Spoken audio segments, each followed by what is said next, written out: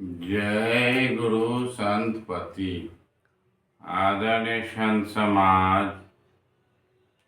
हम लोग स्वामी जी द्वारा रचित ग्रंथ लौह परवाना का श्रवण कर रहे थे। लौह परवाना का ही एक अंश है संत निरुवार। लौह परवाना में एक दोहा दिया गया था और फिर शब्द निरुवार में दूसरे दोहे से प्रारंभ है। शब्द निरुवार का अर्थ है शब्द का अपने में उतारना, शब्द का पालन करना।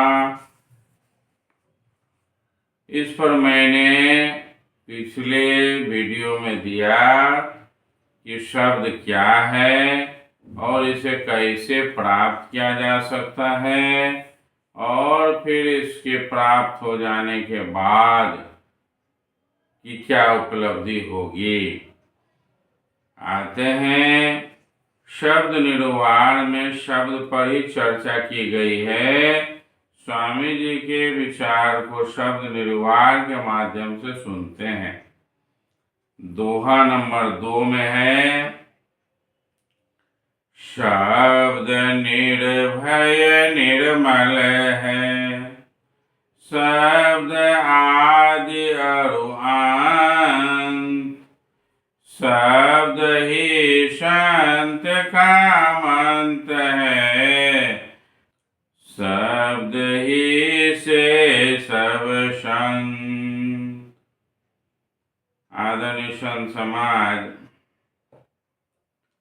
शब्द की बात ही निराली है।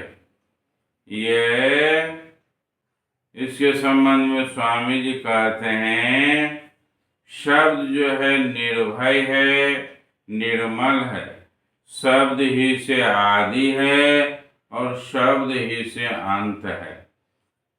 जैसा कि मैंने शब्द के विषय में प्रकाश डाला था कि आदि पुरुष परमात्मा के चारों ओर शब्द होता है और उस शब्द से ही निरंकार हुआ, निरंकार से निरंजन हुआ और निरंजन से फिर त्रिदेवा भये और त्रिदेव से सारी सृष्टि की रचना हुई।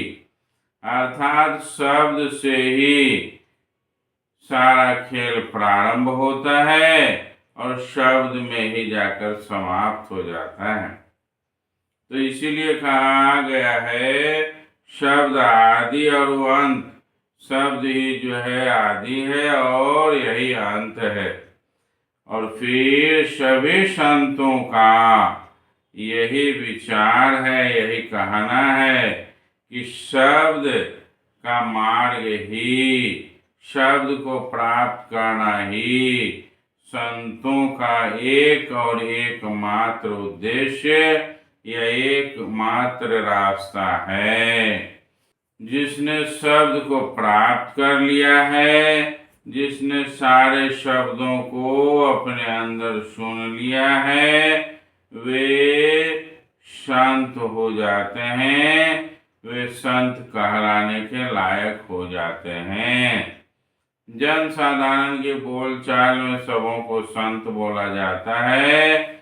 ये वास्तव में बोलचाल के लिए ठीक है, लेकिन वास्तविक संत वे हैं जिसने शब्द को प्राप्त किया है। दोहा नंबर 3 में फिर कहते हैं स्वामी जी, शब्द सूर और तार है, शब्द है निराधार, शब्द या में शब्द निरखे, शब्द उतारे पार।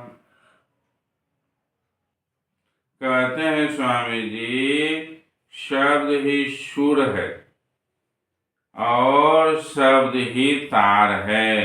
अर्थात ऐसा कह सकते हैं, शब्द ही स्वर है और शब्द ही उस परम प्रभु तक ले जाने वाला तार है। शब्द है निराधार, ये निराधार है, इसका कोई आधार नहीं है। ये अपने आप में खोजना, समझना और जानना होगा। किसी भी देवी देवता, तीर्थ, व्रत, पूजा पाठ से यह शब्द मिलने वाला नहीं है।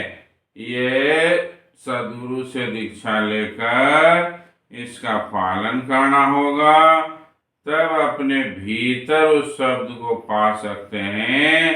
अर्थात ऐसा कहें कि यह किसी बाहरी आडंबर से मिलने वाला नहीं है।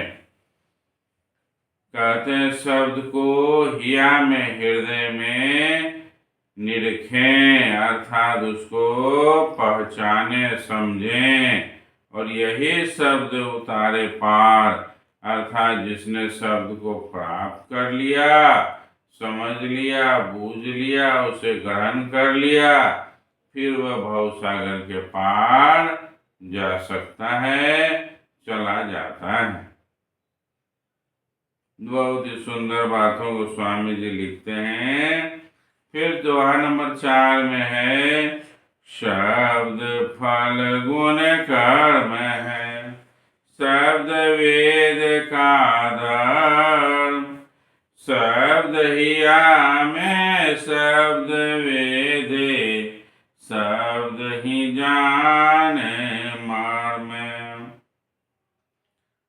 आदरणीय संत समाज, कहते हैं स्वामी जी कि शब्द को प्राप्त करने के बाद हमें सभी फल प्राप्त हो जाता है, सभी गुण हम में, सद्गुण हम में आ जाता है, और सभी कर्म का कर्म का सार हमें प्राप्त हो जाता है।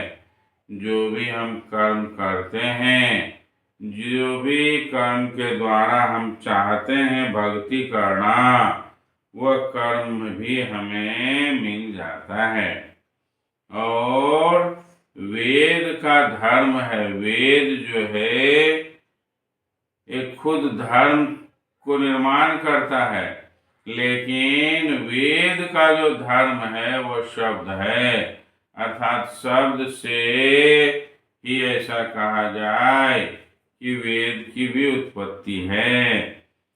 शब्द हिया में शब्द भेदे, शब्द ही जाने मर्म है। शब्द जो है, एक शब्द दूसरे शब्द को उत्पन्न करता है, और फिर शब्द ही असल मर्म को जानता है, अर्थात शब्द को जानने वाला ही शब्द के असल मर्म को जान सकता है, असल चीज को समझ सकता है। शब्द को जाने बिना, शब्द को परखे बिना, शब्द को सुने बिना शब्द के मर्म को जानना कठिन है। आदरणीय संत समाज, स्वामी जी शब्द के विषय में स्पष्ट रूप से इसमें चर्चा किए हैं कि शब्द क्या है। आज इतना ही कहकर वाणी को विराम देता हूँ। जय गुरु संतपति।